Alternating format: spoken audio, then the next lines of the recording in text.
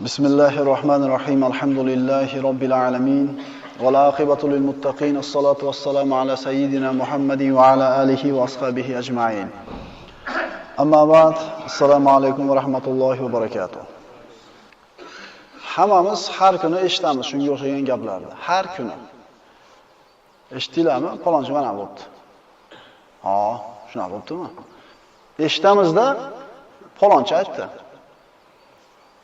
Bormi shu narsa? Bor. Agar bu narsa bo'lmasa, majlislarimiz soqov bo'lib qoladi. Agar bu narsa bo'lmasa, majlislarimizda nimani gaplashamiz?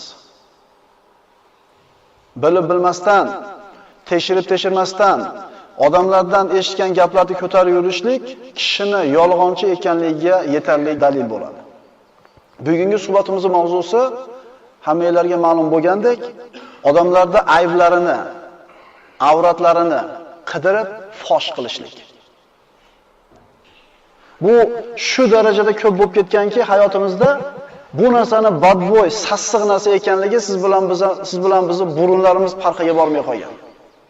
Payg'ambarimiz sollallohu alayhi vasallam ana shu g'iybatni hidi kelganida badbo'y hidi.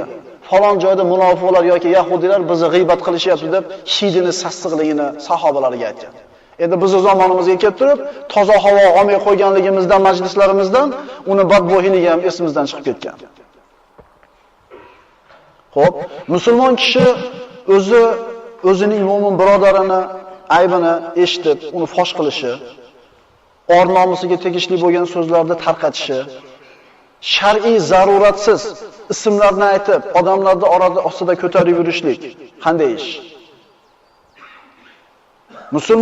Musulmon orqasidan josuslik qilib yurishligi shar'an harom bo'lgan ish. Poylab yurishlik. Alloh taolo shunday deydi. Ya ayyuhallazina amanu ijtanibu kaseeran minadh-dhann inna ba'dadh-dhanni ism. Ey mu'minlar, ko'p gumonlardan chetlaninglar.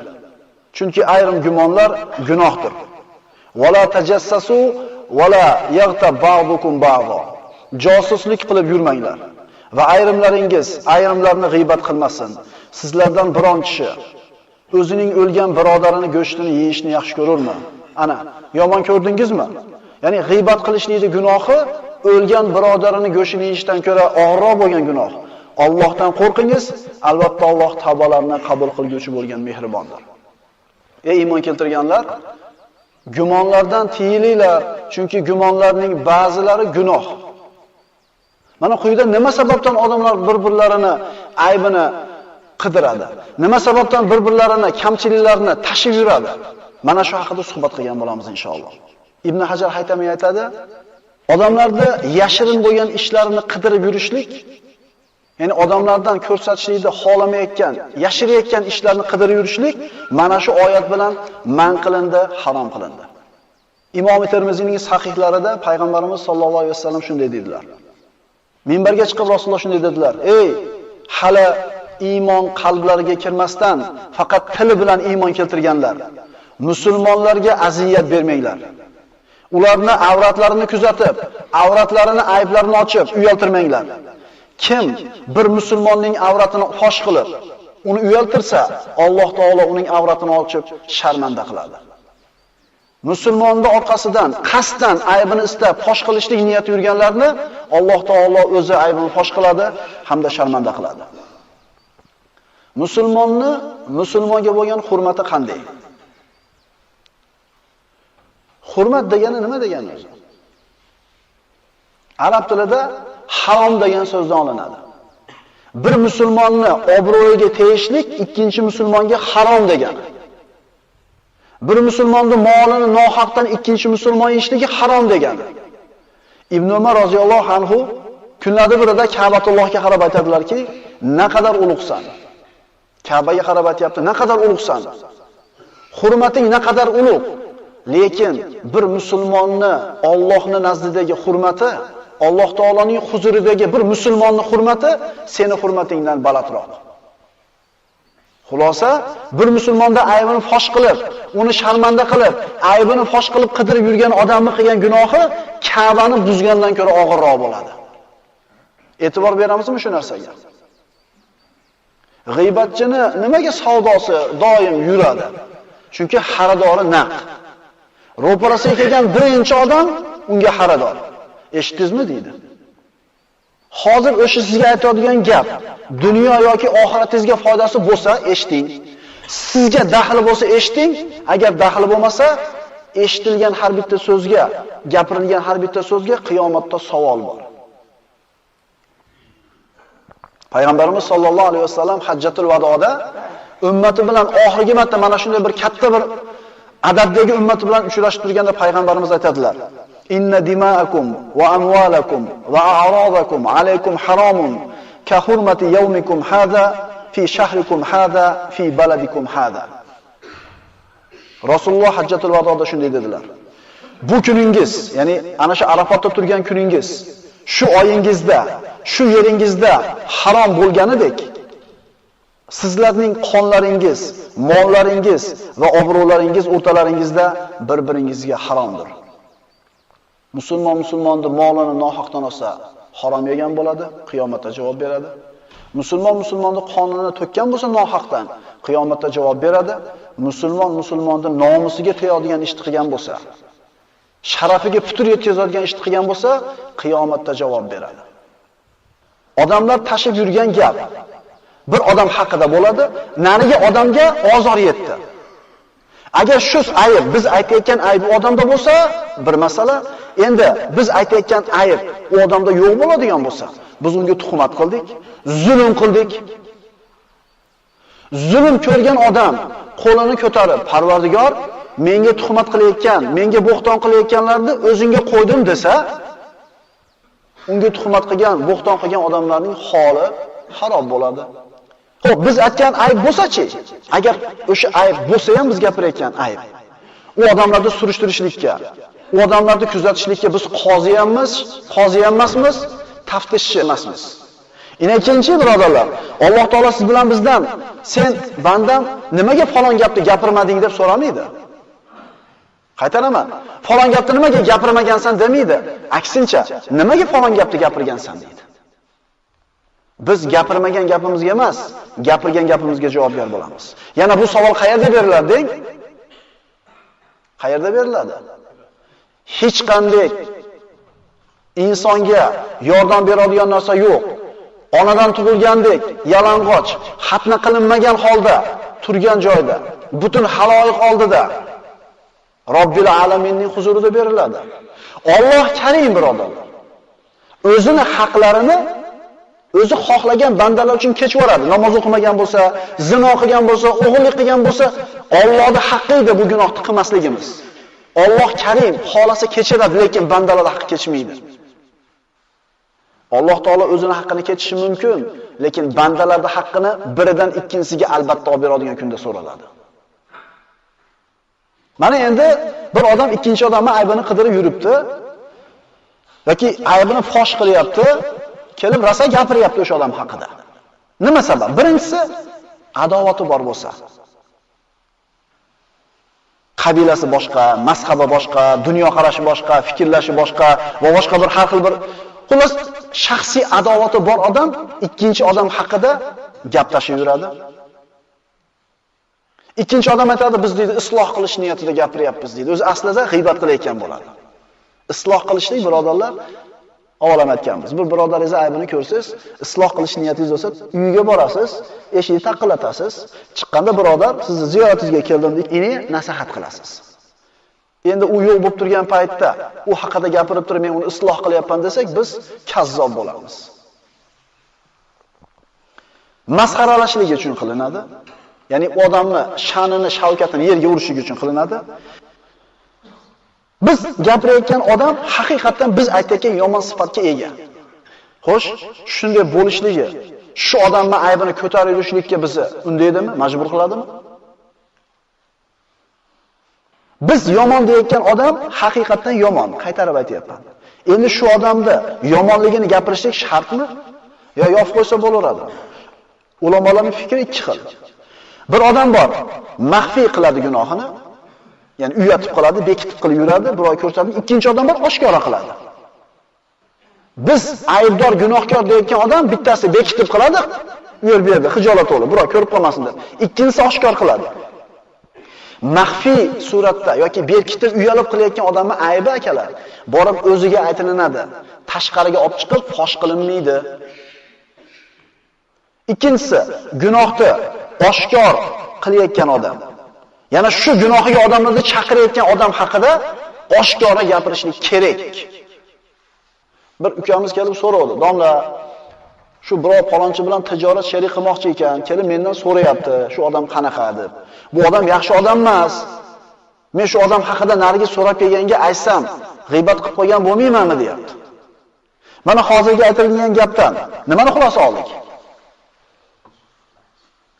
Odamlarni bir musibatga, zararga kirib qolmasligi uchun xos odamlarga, ya'ni shu haqida bilmoqchi bo'lgan odamning o'ziga bu odamning holini aytib qo'yishlik g'iybat sirasiga kirmaydi. Ummatni, xalqni zarardan tiyishlik uchun shu odamning sifatini aytib qo'yishlik kerak bo'ladi. Hasan Basriy aytadi: "Atarghabuna an zikril fajir, uzkuru bima fihi hatta yazharuhun nas." Fojirlar haqida gapirganlar kelmaydimi deydi Hasan Basriy. Yo'q, gapiringlar, zikr qilinglar uni majlislarda, toki odamlar ehtiyot bo'lsin ulardan. Ibn Taymiya bu ikki kishi toifa haqida, ya'ni quyidagi ikki toifa haqida shunday deydi. Quyidagi ikki toifani g'iybat qilish mumkinligi haqida ulamolar ixtilof qilishmagan. Mana ikki xil odam bor, shularni g'iybat qilishlik mumkinligiga ulamolar hech qaysi qarshi bo'lmagan. Birinchisi, u shunday bir odamki, zulm bilan, fahsh bilan, sunnatga xilof ish qilishlik bilan, ma'siyat bilan mashhur bo'lgan kishi buni g'iybat qilsa bo'ladi. Odamlar ehtiyot bo'lishligi uchun. Ikkinchisi, bir odam keldida sizdan maslahat so'radi. Falonchi odam qanaqa deb. Shu odam bilan bir muomala qilmoqchiman. Shu kishi qanaqa deb so'raganida, shu odam zarar ko'rmasligi uchun narigi odam haqida shu so'rab kelgan odamga aytiladi. Shunga o'xshagan mish-mish, biroda aybi yoki tekshirilmagan gaplarda ko'tarib kelinganda musulmon nima qilish kerak? Mana quyida oyat hadislarda siz bilan bizga kerak bo'lmagan, ehtimol bizni qulog'imizga g'iybat bo'lib kiradigan gaplar aytilganda qanday muomala qilishimiz kerak bayon qilinadi. Payg'ambarimiz sollallohu alayhi vasallamning zavjay mutahharalaridan bo'lgan Oysha binti Siddiq roziyallohu anha hammamizga mashhur qissa. Mana payg'ambarimiz Banu Mustalik g'azotdan qaytib kelayotganlarida qo'shin to'xtaydi. Oysha onamiz va bir to'p jamoa ayollar payg'ambarimiz bilan chiqqan bo'ladi shu g'azotga. Qo'shin to'xtaydi, ayollarda bo'linmasi chekkaroqqa to'xtaydi. Tuyani yetalagan erkaklar tuyalarda cho'ktirib qo'yib, nariroqqa o'tib turadi. Ayollar tushib, uzoqroqqa borib qazoy hojat qilib qaytib kelib tuyaga chiqishadi, karvon bilan birga ketishadi. Oysha roziyallohu anha ayollar bilan borib, qaytib kelib, havdajiga, tuyaning ustidagi havdajiga chiqmoqchi bo'lganda, bir bo'ynidagi marvarat yoki marjonni tushib qolganligini biladi-da, orqaga qaytib ketadi. Ayollar hammalari chiqib havdajiga o'tirdi, pardalarini tortdi. Ketadigan vaqt bo'lganda tuyani yetalaydigan erkaklar kelib, tuyalarni turgizib yetalab ketishdi. Oysha onamizning qolganligidan bexabar. Oysha onamiz roziyallohu anha borib qaytib kelsa, karvon ketib qolgan. Meni yo'qligimni, yedimni bilishib, orqada qolganligimni bilishib kelishadida o'tirib uxlab qoldi. Payg'ambarimiz bir safarga chiqsa, qo'shinning orqasida bir uzoqroq masofada bir odamni qoldirib qo'yar edi. Ya'ni karvonda orqasida kelsin, tushib qolgan narsalarni olib keladi yoki orqani kuzatib keladi. Safvon ibn Muattal roziyallohu anhu mana shu ishni bajaradigan bo'ladi mana shu g'azotda. Safvon ibn Muattal tuya bilan kelsa, Oysha onamiz uxlayapti. Oysha dedi, Alloh rahmat qilsin, nima qilyapsiz deydi-da, tuyani cho'ktirib ondan nariroqqa borib turadi. Oysha onamiz bitta gap gapirmaydi, tuyaga chiqadi. Safvon ibn Muattal shoshganicha Madinaga yetalab boradi. Yetalab borganda Oysha onamiz yo'qligi ma'lum bo'lib, endi bir harakat bo'lib turganda Safvon ibn Muattal yetalab keladi. Ya'ni shar'iy xilvat, nomahram erkak bilan ayol yolg'iz kelyapti. Shunda munofiqlarning kattasi Abdulloh ibn Ubay ha dedi. Ha zavjatu sohibikum dedi. Sizlarda sohibalari ayolimi dedi. Allohga qasam. u undan, ya'ni Safvon Oyshadan, Oysha Safvondan omon qolmadi dedi. So'zni qarang. Bir-biridan omon qolmadi dedi. Munofiqni tutgan mavqifini ko'ring. Shuning uchun keyin jazolangan paytda unga jazo berish imkoniyati bo'lmadi. Bu gapni musulmonlar gapirib qo'yishdi o'zlari. Bu gap tarqab ketdi. Payg'ambarimiz sollallohu alayhi vasallamga qattiq aziyat bo'ldi bu. Chunki payg'ambarimizning sharaf haqida gap ketyapti. Abu Bakr Siddiqning oilasiga og'ir gap bo'ldi. Juda qiyin holat bo'ldi. Musulmonlar o'rtasida mana shu gap sekin-sekin tarqalib borib turib, oxirida zino qildi degan gap musulmonlarning tilidan chiqdi. Buni Mustih ibn Abi Mustih roziyallohu anhu, payg'ambarimiz sollallohu alayhi vasallamning shoiri Hasson ibn Sobit va payg'ambarimizning ayolining singlisi Hamna binti Jahshlar 3 ta musulmon odam zino qildi degan gapni oshkora aytishdi. Vahiy to'xtab qoldi musulmonlarga ta'lim bo'lishligi uchun. So'ngra vahiy nozil bo'ldi. Alloh taolo Oysha onamizning pokligi haqida oyatlarni nozil qildi. Shunda jazolanganlar boyaga 3 ta musulmon bo'ldi. Munofiqlar bu gapni boshlab qo'yishdi, bir chekada turishdi. Musulmonlar o'zlari rivojlantirib olishdi. Demak, musulmon odam bir xabarni eshitgan paytda buni aniqlamasdan turib, tekshirmasdan turib, shart qora qilib qo'ymasligi kerak. Bir marta e'lon qilindi. Palonchi mana bunaqa ekan desa, bo'ldi, hamma ishonaveradi shunga. Alloh taolo aytadi: "Laula iz sami'tumuhu zannal mu'minuna wal mu'minatu bi anfusihim khayra." Ey mu'minlar, sizlar bu bo'xtonni eshitgan paytingizda mu'min va mu'minalar bir-birlari haqida yaxshilikni o'ylab, bu ochiq bo'xton-ku desalar bo'lmasmidi? Mana shu mavqifda Alloh subhanahu va taolo payg'ambarimiz sollallohu alayhi vasallamning sahobalaridan Abu Ayyub Ansoriyning, mana shu ulug' sahobaning mavqifini maqtadi. Abu Ayyub Ansoriyning ayoli kirdida eriga qarab, "Ey Abu Ayyub, bu kishi payg'ambarimiz sollallohu alayhi vasallam Madinaga ko'chib kelib, shu kishining uyida o'ziga uy bo'lgicha turgan edi, qo'shni." Abu Ayyubning ayoli aytadi: "Eshitdingizmi? Odamlar Safvon ibn Muattal bilan Oysha onamiz haqida nima deyapti?" dedi. Abu Ayyub aytdiki, roziyallohu anhu, "Bu gapni gapirmang" dedi ayoliga. "Shu ishni" dedi, "odamlar aytayotgan zinodi siz qilarmidingiz?" dedi ayoliga. Ayoli "Yo'q" dedi. "Men qilarmidim?" dedi. "Yo'q" dedi. "Oysha sizdan yaxshi, Safvon mendan yaxshi" dedi. "Bu ishni qilmaydi" dedi. Alloh aytayapti, axir mu'minlar bu bo'xtonni eshitgan paytida bir-birlariga qarab yaxshilab o'ylab turib, "Ha bu bo'xton-ku" desa bo'lmasmidi? Birodarlar, mish-mish gapni ko'tarib yurgan odam qanaqa gunohkor bo'lsa, tekshirmasdan eshitgan, buni haqiqatga qabul qilgan odam ham shunaqa gunohkor bo'laradi. Tekshirmasdan bir ishni qilib qo'yishlikning oqibati nima? Alloh taolo aytadi: "Ya ayyuhallazina amanu in ja'akum fasiqun binaba'in fatabayyanu an tusibu qauman bijahalatin fatusbihu ala ma fa'altum nadimin." Ey mu'minlar, agar sizlarga bir fosiq kimsa biror xabarni keltirsa, sizlar uni haqiqatini bilmagan holingizda biror bir qavmga musibat yetkazib qo'yib, qilgan ishingizga afsus, nadomat chekib qolmasliklari uchun kelgan xabarni aniqlanglar. Alloh taoloning buyrug'i kelgan xabarni tekshirishligimiz. Eshitgan gapni endi tarqatib yurishlikka kelsak. Xo'p, to'g'ridir, noto'g'ridir eshitdik. Endi nima qilish kerak bu gapni? Alloh taolo aytadi: "Laula iz sami'tumuhu qultum ma yakunu lana an natakallama bihada." Uni eshitgan paytingizda bu mishmishni so'zlash biz uchun joiz emasdir desangizlar bo'lmasmidi? Biz gapirmaymiz bunaqa gapni. Desanglar bo'lmasmidi? Payg'ambarimiz sollallohu alayhi vasallam aytadilar, Sahih Muslimda keltirilgan hadis, "Qala Nabiy sollallohu alayhi vasallam kafa bil mar'i kadiban an yuhaddisa bi kulli ma sami'a." Eshitgan har bitta narsasini gapirib yurishlik kishining yolg'oniga, ya'ni yolg'onchi ekanligiga kifoya dalil bo'ladi. Eshitgan har bitta gapini ko'tarib yurishlik bir insonning yolg'onchi ekanligiga kifoya dalil bo'ladi. Xo'p, eshitdik bir xabarni. Nima qilamiz? Indamay o'tiraveramizmi? Alloh taolo aytadi: "Va idza ja'ahum amrun minal amni aw al khawfi adha'u bihi wa law rudduhu ila ar-rasuli wa ila ulil amri minhum la'alimahu alladhina yastanbitunahu minhum wa law la fadlullahi alaykum wa rahmatuhu lattaba'tumush shaytona illa qalila." Mana shu oyat o'zi bizga kifoya qilar edi bugungi ma'ruzamiz uchun. Qachonki ularga tinchlik yoki xavf va xatar xabari kelsa, uni yoyib yuboradilar. Eshitadi-da, qanday eshitgan bo'lsa, shunday qo'shib turib yana ozgina tarqatadi. Alloh aytayapti, agar ular o'zlariga kelgan xabarni yoyib tarqatmasdan payg'ambarga va o'zlaridan bo'lgan boshliqlargagina yetkazganlarida edi, ya'ni mana shu xabarning to'g'ri noto'g'riligini bilmoqchi bo'lgan kishilar o'shalardan bilib olardi. Bir xabar keldi, to'g'rimi, noto'g'rimi, mumkinmi, mumkin emasmi? Payg'ambardan so'rash kerak deyapti. Endi payg'ambar yo'qmi zamonimizda? Dinini tushungan ustozlariga, dindorlarga borib turib so'raganida shu ishda haqiqatini bilib olishgan bo'lar edi.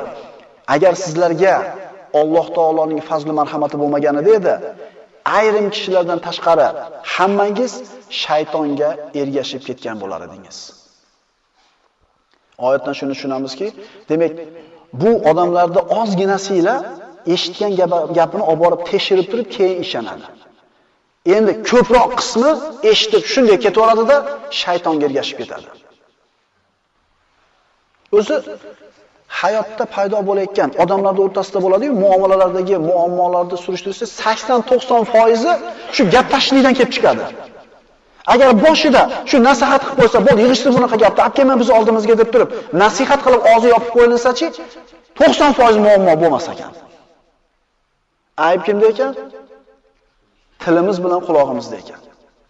Ma'siyatga ergashgan, shunga o'xshagan gap tashlayotgan yoki bir xatoga kirgan inson bilan qanday muomala qilinadi? Esdan chiqmasin, hammamiz ham xato qilamiz.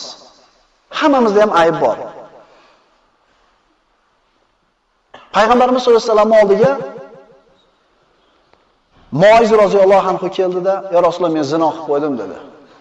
"Men zino qilib qo'ydim, meni poklab qo'ying" dedi. Payg'ambarimiz shunday yuzini burib oldi. Ya'ni eshitmagandek qilib, aybingni ochma degandek qilib teskari qarab oldi. O'zi gunohini e'tirof qilib kelsa, payg'ambarimiz tavba qil, unaqa aytma, oshkor qilma deyapti. Biz bunaqa bir go'zal axloqdan qancha uzoq bo'lib ketganmiz. U bizga kelib aytmaydi, "Men manaqa gunoh qildim" deb. Biz eshitib turib nisbat qilib qo'yamiz gunohni. Ma'siyatga kirgan kishi bilan qilinadigan ishlar. Birinchisi yomon ko'ramiz. Shu ma'siyat qilgan odamni, shu qilgan ishini yomon ko'ramiz, o'zini emas. Chunki yomon qilgan xatosi 2 ta bo'lsa, fazilati 10 ta. Bitta qilgan xatosi, bizga nisbatan qilgan bitta kamchiligi avvalgi fazilatini yuvormaslik kerak. Qaytarib aytaman, biz birodarimizning qilgan xatosini yomon ko'ramiz, o'zini emas. Ikkinchidan, aybini berkitishlikka harakat qilamiz. Payg'ambarimiz sollallohu alayhi vasallam aytadilar, Sahihayinda Ibn Umar roziyallohu anhudan, "Man satara musliman satarahullohu yawmal qiyamah." Kim bir musulmon birodarini aybini bekitsa, Alloh uni aybini qiyomat kunida bekitadi. Birodarlar, qiyomatda Alloh fosh qilib qo'ymasin, chunki biram-biram ayblarimiz bor. Uni Allohdan boshqa hech kim bilmaydi. Alloh taolo qiyomat kunida bir bandani hisobga olib keladi mo'minni, ustini shunday o'rab qo'yadi. Qo'liga kitobini berib qo'yadi. Fa amma man utiya kitabahu bi yaminihi, ammo kimning kitobi qo'lidan berilsa, u bo'yicha Alloh taolo o'rab qo'ygan satrning ichida turar ekan, kitobini o'qiydi. Gunohi yetarli, halok bo'lishi aniq. O'qib bo'lib halok bo'lishi dim deb turganida Alloh taolo dunyoda seni ayblaringni yashirganmanmi deydi. Dunyoda sharmanda qilgan emasmanmi? Endi bugun ham seni sharmanda qilmayman. Yana bir marta kitobingni o'qi deydi. Kitobini ikkinchi marta ochib qarasa, birorta xato qilmagan bo'ladi. Alloh taolo boyaga pardani ko'tarib tashlaydi. Ha, uqro'u kitabiya. Odamlarning ko'zida bu odamning kitobida bitta ham gunoh yo'q bo'lib ko'rinadi. Ko'ringlar meni kitobim mana deydi. Inni zonantu anni mulaqin hisabiya. Chunki bir kun men hisob kitobga ro'baro bo'lishimni bilardim. Fa huwa fi aishatin rodiya. Endi u rozi bo'ladigan hayotda. Savol beraylik o'zimizga. Men ham bir 2 marta yo 3 marta biroda aybini bekitganmanmi eshitganimda? Istash kerak unaqa narsani. O xotira daftarini ochib istash kerak uni. Ochganmanmi deb so'ramaymiz. Men biroda aybini ochganmanmi deb so'ramaymiz. Bu savolda hojati yo'q. Men bekitganmanmi biroda aybini degan savolni beraylik o'zimizga. Agar siz bilan biz insonlarni haqiqiy sharmanda qiladigan qiyomat kunida Alloh taolo aybimizni ochib sharmanda qilishini xohlamasak, dunyoda odamlarning aybini, birodarlarimiz aybini yopaylik. Xatoga adashlikka tushgan musulmonga qiladigan muomalarimizdan yana bir turi muloyimlik va yumshoqlik. Bu gapni gapirsang, odamlar hayron bo'ladi. Qanaqa qilib muloyim muomala qilasiz? Xatoga ketgan, gunohga kirganga. Umar ibn Hattob roziyallohu anhu oldiga Shomlik bir kishi kelardi, ulfatchiligi bor edi. Birdan yo'q bo'lib qoldi. Umar ibn Hattob falon kishiga nima bo'ldi, kelmay qo'ydi deb so'raganida ashoblar Amiral Mu'minin araqqa berilib ketdi odam dedi. Umar ibn Hattob araq ichgan kishiga qanaqa muomala qildi? Kotibini chaqirdi. Yoz dedi. Bismillahirrohmanirrohim. Alhamdulillah, assalatu vassalamu rasulillah, amma ba'd. Umar ibn Hattobdan falonchiga senga salom bo'lsin. Albatta qudratli va bilguvchi, gunohni mag'firat qiluvchi, tavba tazarruni qabul qiluvchi, azobi qattiq va in'om ihson egasi bo'lmish Allohdir. Undan o'zga iloh yo'qdir, magar uning o'zigina bordir. Faqat uning o'zigina qaytarilur. Shu xatni yozdi. Qaytaramiz. U qudratli va bilguvchi, gunohni mag'firat qilguvchi, tavba tazarruni qabul qilguvchi, azobi qattiq, in'om ihson egasi bo'lmish Allohdir. Hech qanday iloh yo'q, magar uning o'zigina bordir. Faqat uning o'ziga qaytarilur. Boyagi kishiga maktub yetganda maktubni o'qidi. Qayta o'qidi, yig'ladi. Qaytarar edi. Gunohni mag'firat qiluvchi, tavba tazarruni qabul qiluvchi, azobi qattiq. Bu oyatlarni qayta o'qirkan, sidq dildan tavba qildi. Umar ibn Hattob maktubni yozyotib aytgan edi sahobalariga, duo qilinglar birodarlarning haqqiga. Qalbi bilan Allohga qaytsin dedi. Chunki payg'ambarimiz sollallohu alayhi vasallam aytgandilar: "La takunu awnash shaytoni ala akhikum." Birodaringizga qarshi shaytonning yordamchisi bo'lib qolmanglar degan edi Imom Buxoriydan. Demak, bir birodarimizni aybi kelsa, bir birodar kamchiligi aytilsa, uni yomonlab, uni yana ham yerga tiqib, shaytonga yordamchi bo'lishida o'rniga yuqorida aytilgan oyat hadislarga amal qilib tekshiraylik, bilmasdan bir gapni gapirmaylik va bilmasdan bir gapni tarqatib gunohkor bo'lmaylik. Aqulu qawli hada va astagfirulloh li va lakum. Assalomu alaykum va rahmatullohi va barakatuh.